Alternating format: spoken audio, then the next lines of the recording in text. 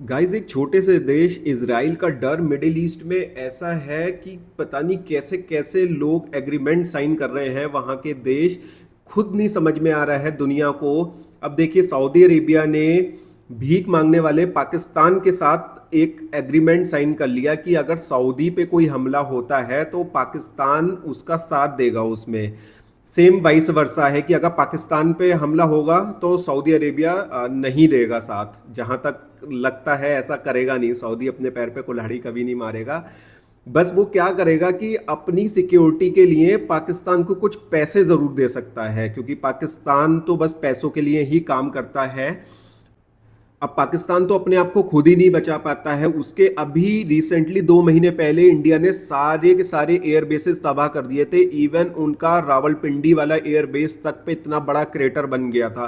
तो अब वो सऊदी अरेबिया को कैसे बचाएगा? सऊदी अरेबिया को किसका डर है? किसी का डर नहीं है। सऊदी अरेबिया को बस ये डर है कि जैसे अभी कतर पे हमला हुआ है, कहीं अगर कुछ इंटेलिजेंस इनपुट मिला इसराइल को तो कहीं इसराइल सऊदी अरेबिया को भी टारगेट ना करे तो क्या पाकिस्तान उसे बचाने आएगा? कभी भी नहीं आ पाएगा। इसराइल इतना टेक्नोलॉजी में आगे है।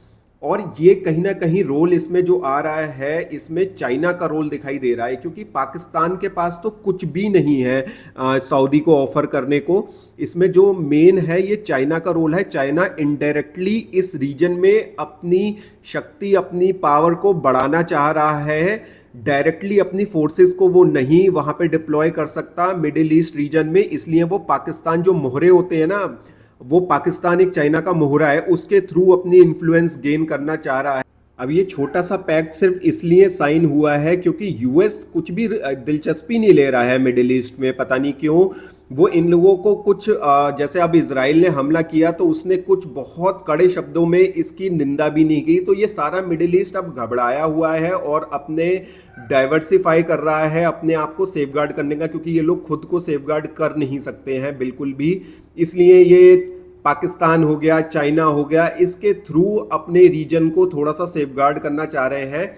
लेकिन इन केस अगर इंडिया पाकिस्तान की कॉन्फ्लिक्ट होती है तो सऊदी बहुत मुश्किल है कि बीच में आएगा या कुछ बोलेगा, क्योंकि इंडिया सऊदी का जो खुद का रिलेशन है वो बहुत स्ट्रांग है। और बिजनेस की बात करें तो $40 बिलियन को क्रॉस करता है।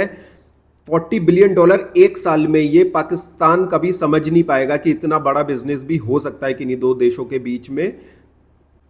बट फिर भी इंडिया को डिप्लोमेटिक अपने एफर्ट्स और स्ट्रॉन्ग करने होंगे मिडिल ईस्ट में, जिससे पाकिस्तान वहां पे और ज़मीन ज़्यादा तलाश ना कर पाए। गाइस, कैसा लगा आपको ये वीडियो?